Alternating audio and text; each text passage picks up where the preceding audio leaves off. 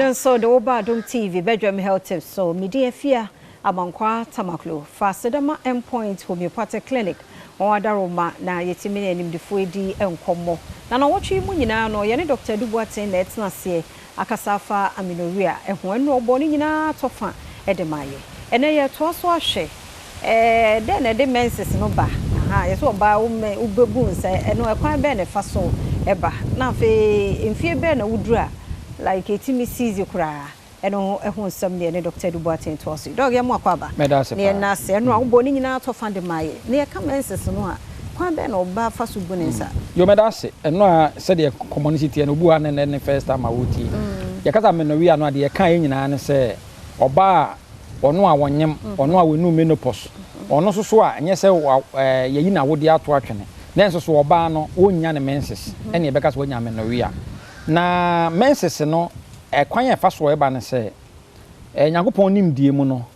oba bia no bosumi bia no wawode no get prepared to take in seed prepared say because oba bia so ne be mehia be ma no nsuo no kọ fallopian tube ni mu a fertilization take place of fallopian tube ni mu the fertilization take place of fallopian tube ni mu a it take maximum of 2 weeks na o say akora no a aforme no o say timi descend ba wawode ni eti Nyankopon nim die nim tin bosome bia na oba wodie mu no se de nka oba bia wo ba be wo a ana oba anyem a bon se okotokot na wode nwura aba be sem ne honko ne ba Nyankopon so nim die mu no oba bia bosome bia no bon se wawodie ni mu no enwura ye be kan se lining eba awodie nim in anticipation se oba no oba de wo benyem okay eti se oba no nyinsan ama na aba abonten as bibia be kan se menses eto oba bia no eda bosome bia wunya o menses no that is awodie no a awodie na disappointed be ma bia hunsu ama me fertilize egg no eti disappointment no bon se na moja okay eba enti oba bia wanyem kwa dia average of 28 days or say awodie ni mu no nyina no enti oba pe na ye ade abode a every month bia Nyankopon renew every woman you get renewed eti wo ya just de wo de nwura se wa yinim na nwura na yefi no wa yi no wo de fufura asem sa pepe na bosumi bia no once ya wa anyem no disappointment comes in na say awodie no mu nyina no erere na de bibia fe ne se menses eba na time one ebeka se ema ebetime twabra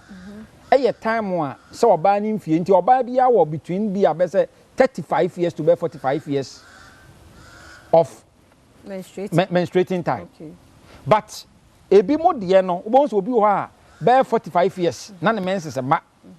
35 years na ne na bi o mom kro mo be 40 42 ni 43 ni 45 no kwa de enam se obi wo kra na wa wo awie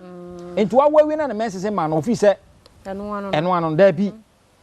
ye be hwe the causes the effects so wa wo awie kra no a once ya wunya ntwa abra no once ya wunya menopause no dia bosumi bia but a man no associate say me menses ma me kra no me say ma wubiem enti e ma dia ene hallelujah da bi you are a woman also we renew Nyankopon also we renew bosumi bia e won a benefit e ma wo aso ba enti say bosumi bia if you are not getting renewed not just something is happening enti age ni dia usually no also can be a from 50 years 55 years and now say 50 years upwards no and ma bebre no ano etimi ede etimi etwa ebra nanti na na hade de enkomo no eba besi na endpoint homeopathic clinic ya will be your branches bebre enkomo a yedi hunyi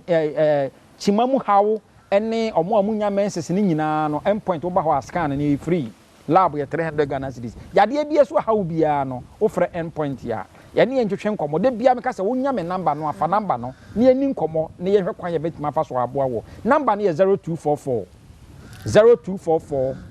86 70 68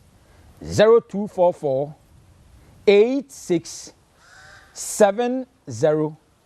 68 Eda Dr. Dubuatin ase na da romansunti ye ene yetimi di nkomo yi eye bedroom health tips no ti ye ne ni nkomo ne ha obi ade yakan ene ne awu komo bi ye yare de ofre no obeje bre na wachi omo kina nkwa hoden wo ha nso a kan ye ho 5 minutes ye nche na ye nto ye nkomo a ye di so Amenorrhea no ye da se